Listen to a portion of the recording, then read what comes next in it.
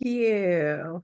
Hello, shalom, boker tov, good day. It's so great to see everyone. Let me just page through a little bit. I love to just see people's faces, so it's not just me schmoozing here in my kitchen. Hello. So I am here, as I said, in my kitchen in Framingham, Massachusetts.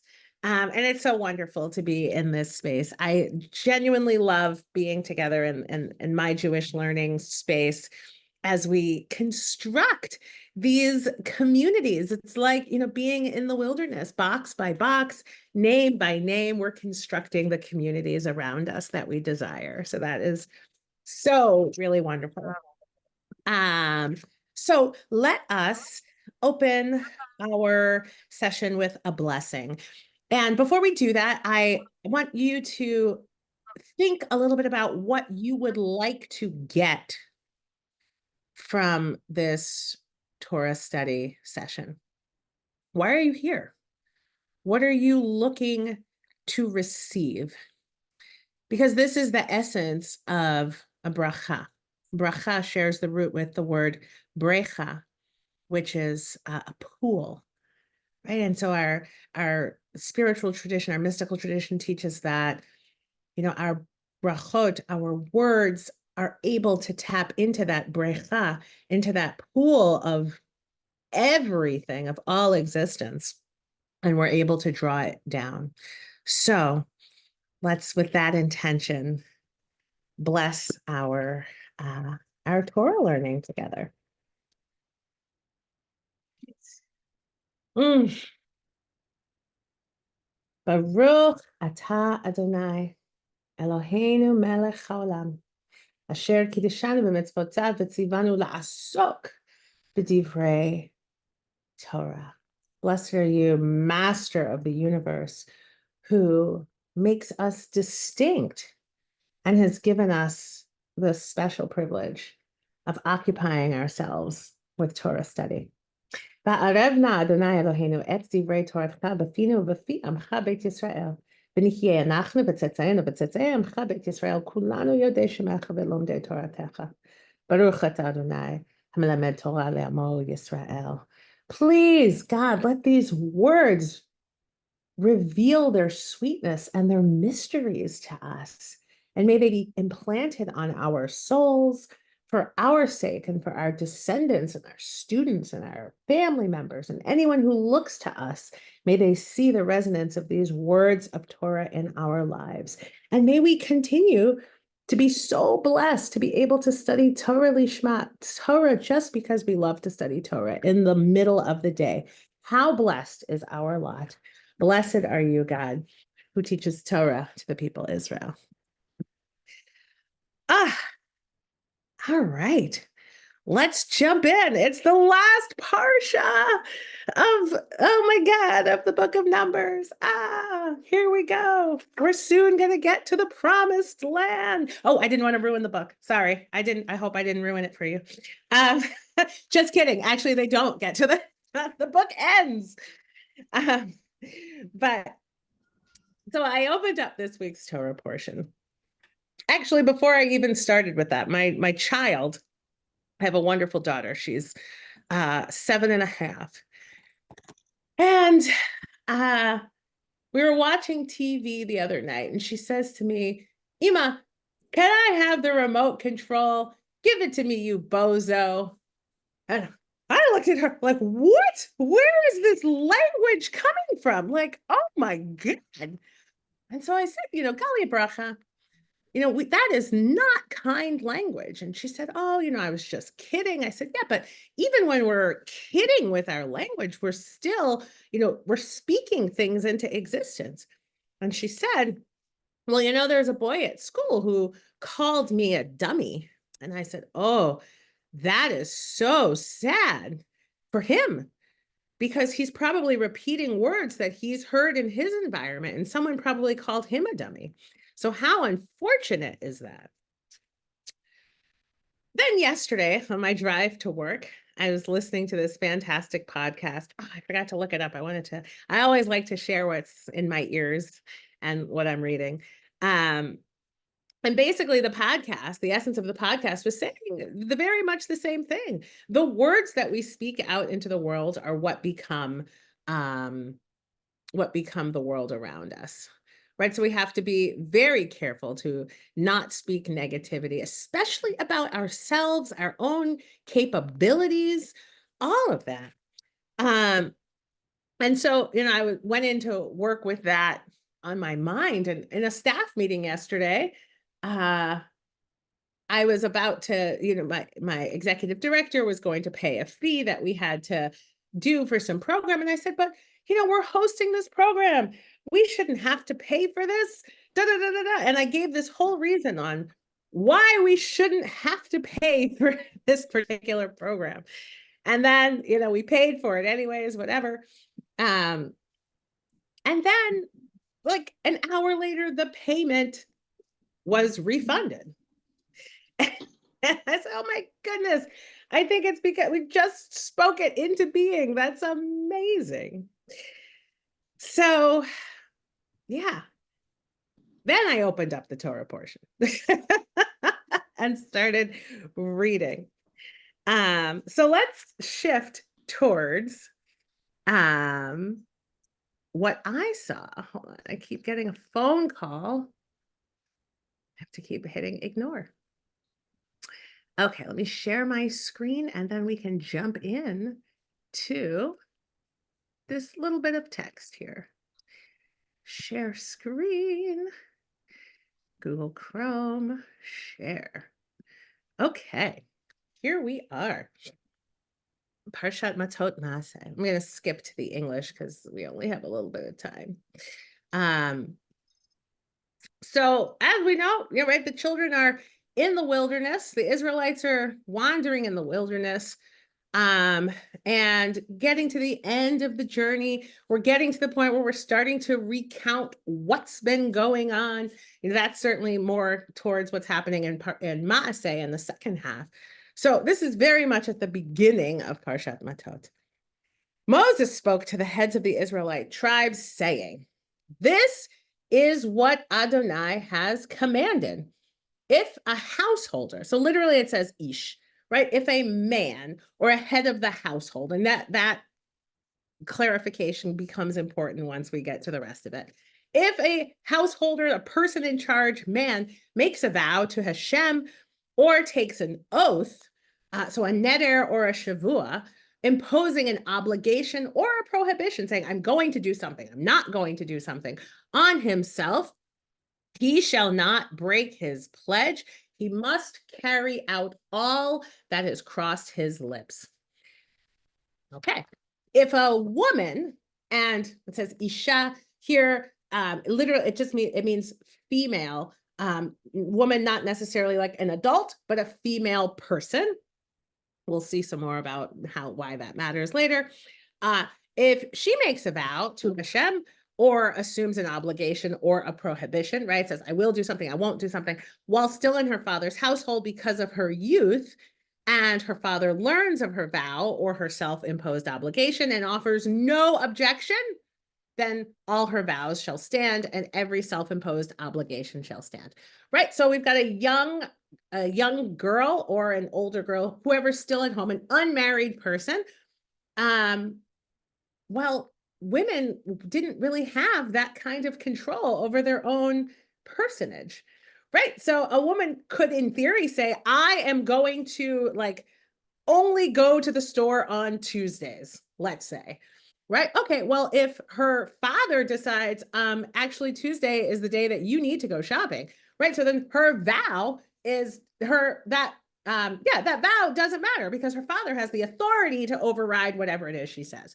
But the Torah is saying if the father sees the vow, learns of it, and is like, all right, whatever, we can go to market on Wednesdays or whatever it is and has no objection to it, then fine, it stands, prohibition or obligation. But verse 6 says, if her father restrains her on the day he finds out, right, that's no, Tuesday is my day, then none of the vows or self-imposed obligations shall stand, and Adonai will forgive her since her father restrained her. Right? So like whatever the vow is, it will be forgiven. It doesn't count because the person who actually has authority over her, being her father, doesn't agree with it. Another similar situation. If she should become someone's wife while on her vow, or the commitment to which she bound herself is still in force, and her husband learns of it, okay, and offers no objection, great, then it should stand. But if her husband does object to it, then she can't do it anymore, because now she is transferred in her like sense of property. Right now she belongs to her husband, and her husband has the authority to overrule any vows that she has taken.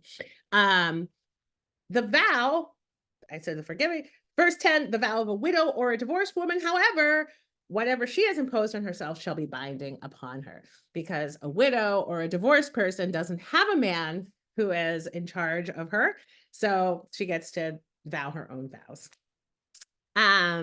So, and I want to just clarify, I'm, talking about the Torah here is talking about vows, specifically like spiritual vows, like commitments to Hashem, right? I'm taking this into the real world to think of like, what is an example of how this might show up.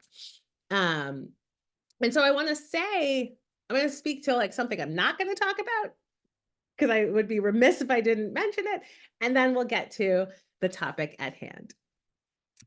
This verse 10 right here, the vow of a widow or a divorced woman, I think is very, very powerful, because it shows how powerful emancipated women, and also then how terrifying the idea of emancipated women were in the rabbinic mind, right? They did not have males to control them or to speak for them. Now, granted, they also had a huge risk because they didn't have the same safety and protections, but also then their freedoms were on par with men, which was quite challenging. And I opened this article. If you're interested in this, when I was in rabbinical school, I had the great pleasure of reading actually all three of these. But Chattel or Person, the Status of Women in the Mishnah. If you're interested in that, I highly recommend. It's a fascinating read. And also anything by Judith Hauptman or Rachel Adler on this topic. Absolutely fascinating. To speak about the power of the emancipated woman. Okay, so back to our text. It actually goes on. I thought like this is a good pausing point, because it gets really into depth about, in a way that we don't always see in the Torah. We're used to seeing this, but what if the woman is a widow? What if she made this vow while her husband was still alive, and then she did, right? Like this deep level of detail that we often see in the Mishnah and the Talmud, but not always in the Torah. And it goes on for another 7 verses in this level of detail. So I actually want to show you. I'm going to stop sharing so I can show you something that I enjoy, which is our, oops, let me just find it, which is how the Parsha breaks down. Let me come back to Zoom so that you can understand how important this topic is in the mind of the Parsha here. Okay, so here we are. This is, I've taken this from Rabbi David Wolfblank, Alav Shalom. He calls this Barcodes, Scannable Torah, and it's a breakdown of the whole Parsha that we have by topic. So we can see that this piece that we're talking about, the nature of vows, what does this mean to take and make vows, especially for women, as I said in that detail, is a significant chunk of our Torah portion of Matot, not of the double Parsha, as you see the rest of it, as we get into the land. But it is a significant chunk of just this beginning piece. And it's interesting to think about what's happening in the rest of the Torah portion and why we're starting off with this. Like, what is the message that we're meant to receive, right? Because eventually, like we're getting to the end. We're transitioning to our time of getting into the promised land, wrapping up our journeys. And we're taking all of this time and all of these verses to be very intentional about our words. So why is that? I'm going to stop sharing my screen so I can see all of your faces. So why is that?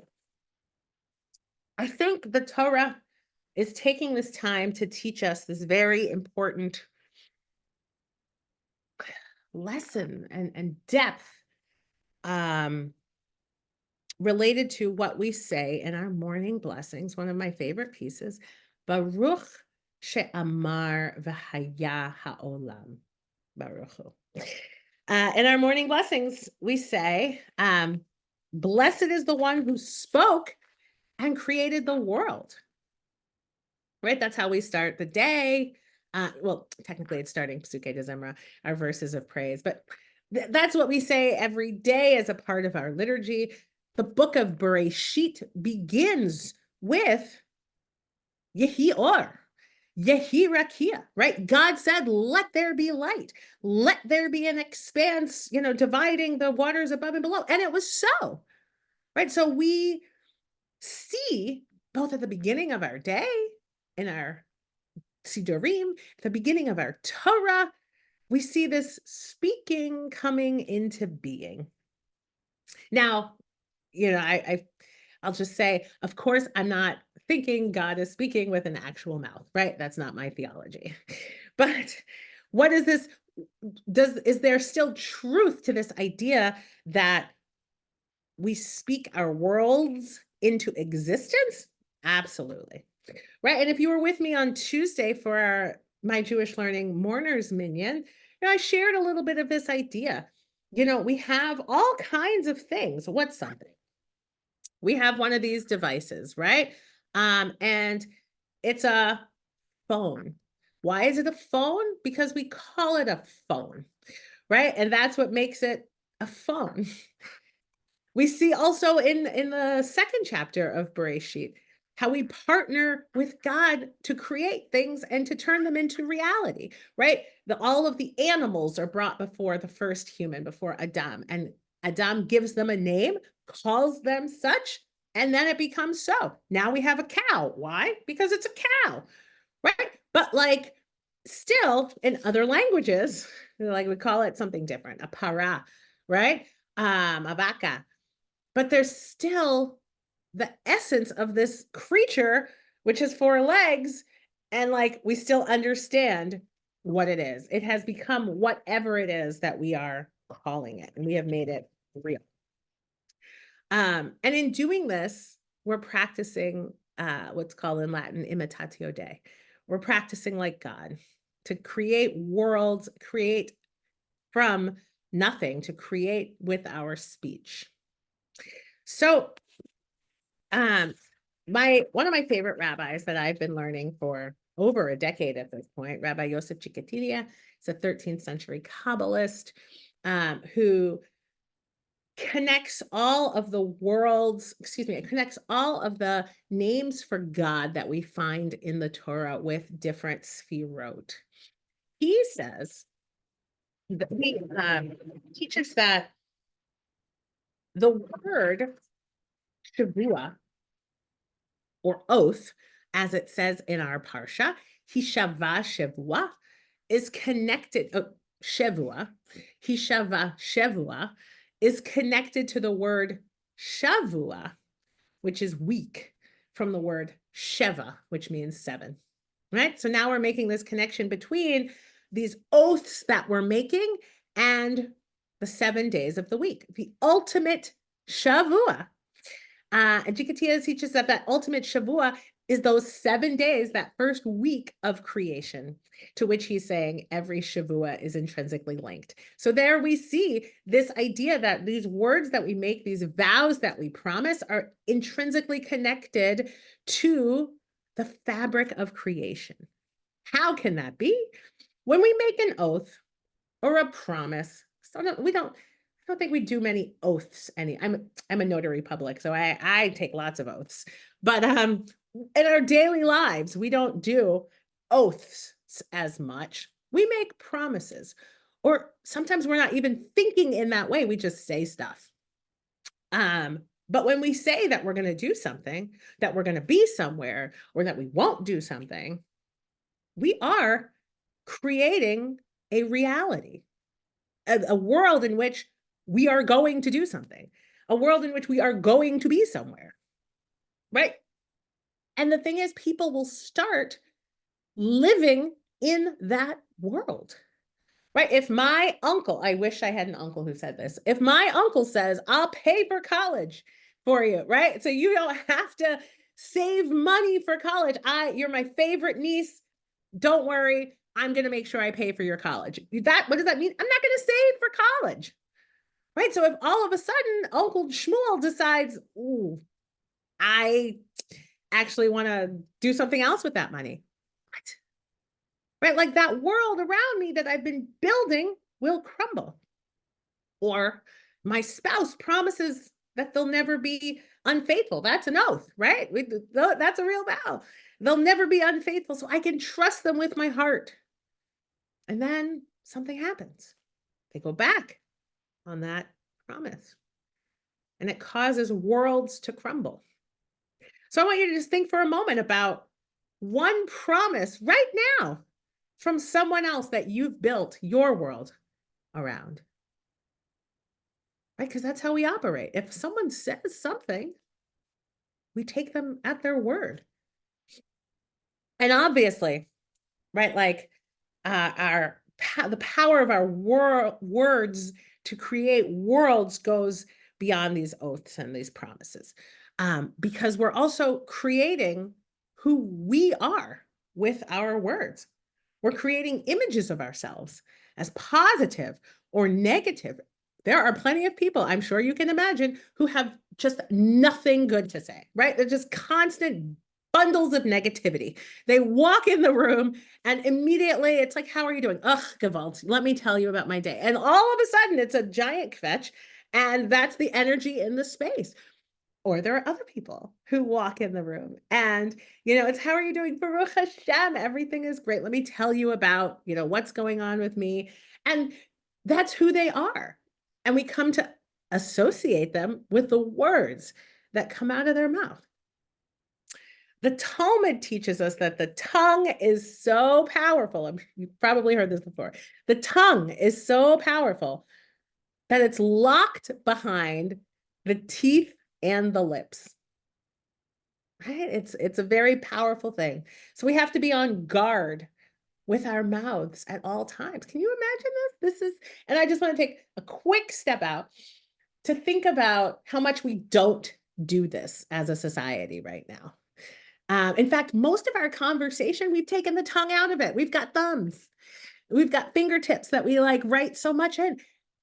And we've taken this idea away that when we're saying things, we're creating worlds, right? The Talmud is telling us, oh my God, our speech is so powerful. The Torah is showing us it can create worlds. And yet in our society right now, talk is cheap. Type is cheap. It's all cheap, right? We just blow it out there in this world and it's out there forever. And people hide behind the anonymity of the internet. People see something really quick. That's amazing. Let me share it. They've put it out there in their name, right? Without fact checking it, without thinking, is this true? Do I really stand behind this? It's a very strange world that we are living in as we are co-creating it around us. A world where talk is cheap. But our tradition is telling us completely the opposite, that we have to be on guard with our words at all times. And we look to the Amidah, our standing prayer, for places of guidance in how do we do this with our words, right? Ironically, the Amidah is silent, right? But that's the time when we're really supposed to be engaged in conversation with the divine, right? And putting it out and listening quietly for the response to come back. And so we end with kavanah, we end with words of kavanah about our speech, and we open with words of kavanah about our speech. So I'm going to start with the end. and then come back to the beginning. Sof ma'aseh b'machshava tchila, as we say for Lecha Dodi. Like to start at the end and then come back. So we close the Amidah with Adonai Netzar Lashoni Mera Usafatai Midbir Mirma. Keep my tongue from evil and my lips from evil speech. And this covenant is very, very powerful. I learned like a couple of years ago exactly how powerful it is, in that the word netzar is the Hebrew word for the safety on a gun. Netzar. So we're saying Adonai netzar leshonei mera. Please, God, keep the safety on my mouth. Right? Don't let me just run off at the mouth. And there's so many stories in our tradition about how dangerous it can be to just say things. I'm an educator, and so like often around Yom Kippur, which is coming up, I'll read to our young people the story Yetala's Feathers, which is one of those stories that's teaching us. I'll tell you really quickly, like someone says something, some terrible Lashon Hara, and goes to the rabbi, "Oi, this is terrible. I would love to like take it back." And the rabbi's like, here's a pillow full of feathers. Go like spread that out and then come back. And they spread out the feathers, comes back and it's like, okay, now what do I do? It's like, go collect all the feathers. It's like, Rabbi, what are you talking about? I can't, like, how can I collect all the feathers? Like, and the rabbi's like, yeah, that's how it is with speech. Right? Once it's out there, it's out there. It's gone, it's taken, it takes on a life of its own. A new reality has been created around it. Adonai, nitzar l'shani mera. God, put the safety on my tongue. Right? That's how we're going out into the world. It's a huge responsibility, I like to say, having a mouth. And we have to do our part to make sure that we're using it in a safe way. So that speaks to the danger, but also we have mouths that can create worlds of positivity and share power and light. Because at the beginning of the Amidah, we say Adonai.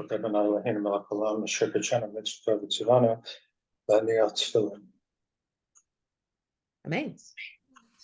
At the beginning of the Amidah, we say Adonai sfatai tiftach ufi yagid tihilatecha. God, open up my mouth and open up my lips, and my mouth will declare your glory. So I want to offer both of these phrases to us as focus phrases or anchor phrases. And I'm borrowing this practice of having a focus phrase or an anchor phrase from our Musar tradition. And if you're unfamiliar with Musar, it means ethics or instructions, 1,000-year-old discipline, helping us to bridge the gap between our values, like what we believe and what we want the world to be, and our behavior, how we make it happen, and how we live with wholeness and integrity. So having a focus phrase or a kavanah, an intention in this way, helps us. And we don't have to wait until we're saying the Amidah. We can do this at all times. So I want us to do a little practice, a very short practice, because I see we're already running out of time. So I want to read a very short story by Rabbi Karen Kedar on this focus phrase from the beginning of the Amidah. And then we'll take 1 minute of breathing to meditate on one of these two focus phrases. I'll put them both in the chat. And then I want to close with Rabbi David Wolf Blank, Alav Shalom, his interpretation of this piece of Torah that we're looking at, which will tie all of our learning together. And then we'll open it up for comments and reflections. Okay. So I am going to read from this book, which I really love. It's called God Whispers. I'll put it there in the chat for you. Stories of the Soul, Lessons of the Heart by Rabbi Karen Kedar. And this particular, oopsies, I lost my Zoom. Come back here, Zoom. Here you are. And this particular story is called Think Before You Speak. And she opens with, God, open up my lips that my mouth may declare your glory. Adonai, sifatai tiftach, ufi yagid tehilatecha. And that is from Psalm 51:17. Psalm 51:17, also the Amidah. Psalm 51:17. Okay. Rabbi writes, I love teaching at late morning brunches. The women who attend them take a couple of hours to pause for matters of the spirit. For one of these brunches on a Tuesday morning, late into Chicago's winter, I had prepared a lesson on the meaning of the above verse in Psalm 51. Adonai sfatai tiftach ufi yagid tehilatecha. I sat silently watching the women chatter and get their cups of coffee. My eyes scanned the room looking for direction, a place to begin. The women here were loosely connected by temple affiliation, and most did not know each other. They were different ages and at different stages of life. I saw women who were curious about what I would say. I saw troubled women who came to find answers. I saw women who came in silence and would leave in silence. Just before beginning to teach, my attention turned to one of the women, slight with hollow, deep-set eyes. She was one of the silent ones. Her face was tight, angry, and sad. I began to teach. There's a little verse that is traditionally said before the major part of the prayer service. God, open up my lips that my mouth may declare your glory. What if every time we went to speak, we said that phrase first? If before I answered my spouse, I asked if what I'm about to say reflects my spiritual aspirations. If before I went to share a story about another person's life, I asked whether it would reflect the holiness in the world.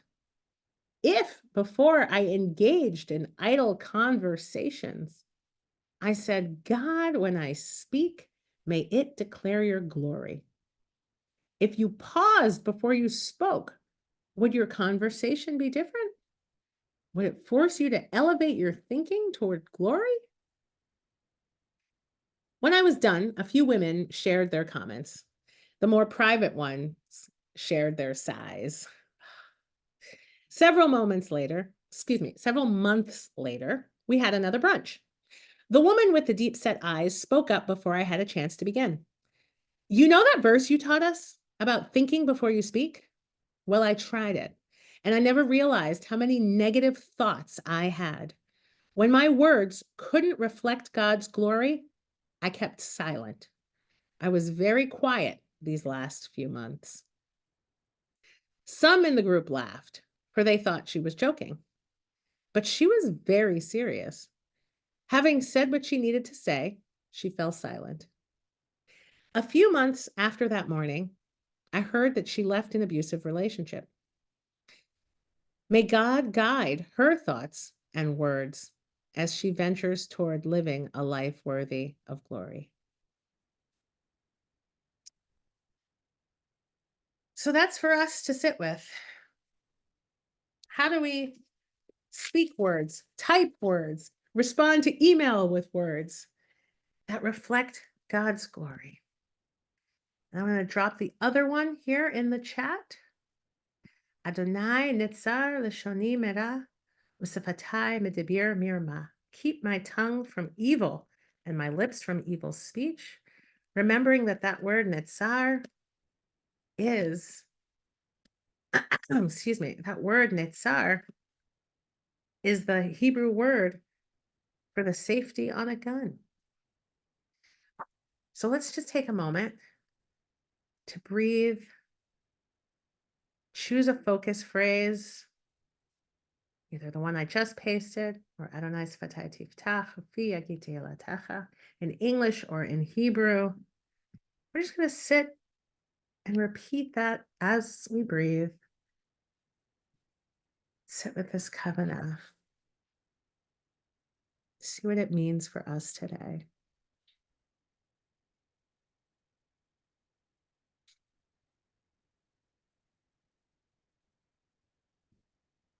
grapple with all of the words.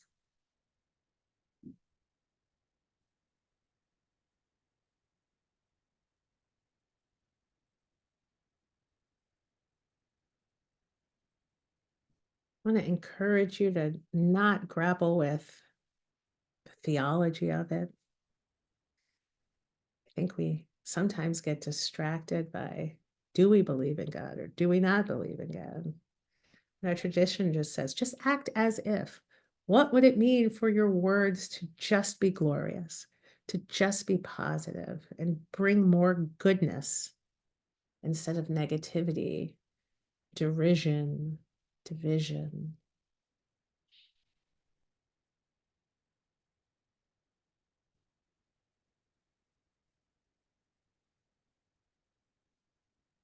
How do we build the worlds that we can commit to living in?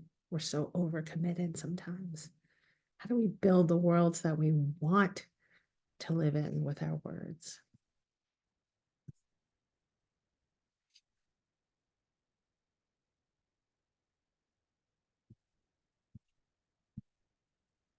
Okay, that's our 1 minute. So I'm going to do a quick tying us together, and then we'll open it up for reflections. Um, okay, so I'm taking this from Rabbi David Wolfblank. Oops, let me find the cover of this book. It's an oldie but a goodie. It's a spiral bound book. Meta Parshiot for 5758, 1998. We still had Torah back then, and it's still worthy of examining. But this Rabbi Alava Shalom did some very wonderful and creative imaginings of Torah. So I want to offer what he calls unknotting the Torah, how to open a window so God can dwell. So we're just looking at the piece that we opened with, and he translates it.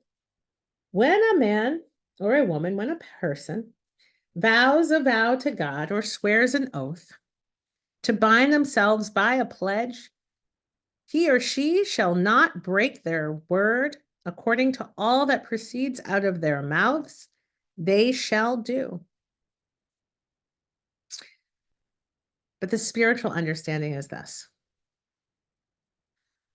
When a person begins to create a window in the universe so that God can dwell in this world, then they must pass that intention through each of the 7 times 7 gates of the tree of life and tie every intention to a higher than rational source, that no word should be empty of depth, that each thing spoken about in depth should connect with a grounded action somehow. It continues. On this Torah, when a preteen woman vows a vow to the Lord or binds herself by a pledge while within her father's house in her youth, and her father hears of her vow or her pledge by which she has bound herself and says nothing to her, then all her vows shall stand, and any pledge by which she has bound herself shall stand. Okay. Now here's the spiritual interpretation for all of us that we can all lean into, preteen women or not. When a person, young in experience, whatever kind of experience it may be, begins to create a window in the universe so that God can dwell in this world and ties connections that are mentally based, not emotionally experienced, her own wisdom will hear the integrity level of her vaunted window, and her connections that she created in association to her thoughts, and her own wisdom shall silence any incomplete intentions, so that God's dwelling shall rise through, and every connection made that she tied through her process shall rise through any lack of experience. Just keep going. Just keep learning. So with that, may these words of Torah that we have learned together be for our nourishment, and may they encourage us to stop and pause before we think, text, email, respond, comment, all of that. Is this for more good and glory in our world? Because that's what we're doing. We're co-creating the worlds together. All right. So let's have some comments. Gail, I see your hand is up. I was just cheering. I'm so I have to. Okay, I have to find the unmute button because I'm thinking. First of all, thank you so much. That was. I don't even know what to say other than you'll understand if I say my master's degree is in oral communication. And I never realized how it aligns with this part of Torah. But what I wanted to say was the responsibility of words, once they're out there, I think it's in mysticism and Kabbalah, there are many worlds out there that you affect with your words. So if they're negative, that makes me stop and think there's a lot of responsibility. But more so what I wanted to say was, I agree with what you said about words. My thing with studying communication and when I taught it, there was one little piece that talked about listening. And my theory is if we would learn how to listen and listen more, it would probably take care of some of the words because we're not good at listening. So anyhow, thank you again. I appreciate it very much. Thank you, Gail. And, I want to say, because this Sunday starts Rosh Chodesh Av, and the tikkun for the month of Av is that on hearing and listening. And, in the month of Av, we're also, exploring this idea of sinat chinam, right, of baseless hate, and making that connection between how negativity is connected to a lack of listening. So absolutely, this is the spiritual work that we are being called to do in these next few weeks as we go into the 9 days and towards Tisha B'Av. You are my heroine. Thank you. My pleasure. Paul, I think that's Paul, you're our last comment, I think. Wow. Well, I feel blessed. Thank you, Rabbi. Yeah, this comment, like thinking about our words, it's not the words, but not just the words, but it's also the method of delivery.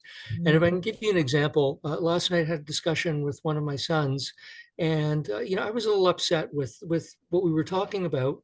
And my wife and I were actually talking during the night because I was up thinking about it too. And she said that what I said was good, but it was my method of delivery. So I pondered on that. And this morning when my son woke up, I spoke with him and I said, I brought that up and I said, don't be afraid to call me out if you don't like the method that I'm like in the manner that I'm delivering it. But it's, because I'm trying to choose my words carefully because I have to be, sensitive to him. And in fact, we don't always agree with everything that others do.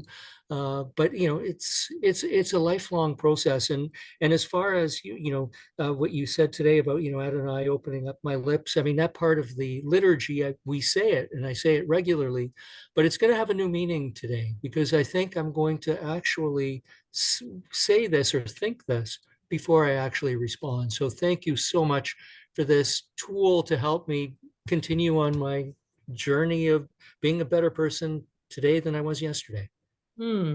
Absolutely. Thank you for sharing. And Kathy, so we're a little over time, but I want to hear what you have to say. Real quick. This is real quick. Two things I learned in a tshuva class that I'm taking. Tshuva, making amends. Rabbi said 3 things you need to ask yourself. Do I have to say it? Do I have to say it now? And does it have to come from me? And what's my point in saying? Okay. And then the other thing that I heard in this class was write it, forget it, say it, regret it. Mm, Those are my last words. mm. I love what you said because it ties directly to what Paul just said about the method of do I have to be the one to say it? Does it need to be said? Like, what's the impact, and is there a better way of doing this? Absolutely. Absolutely. Thank you. Thank you for sharing. Thanks, everyone. It's so great to learn with you. I hope you have a wonderful Shabbat, a wonderful Rosh Chodesh this weekend, and I look forward to learning with you again soon. Thank you so much, Rabbi, and thank you all for studying the book of Numbers with us. And we look forward to learning with you next week as we begin the book of Deuteronomy of Devarim. Yay. Hazak. Thank you. Shabbat Shalom. Bye-bye, everyone. Bye.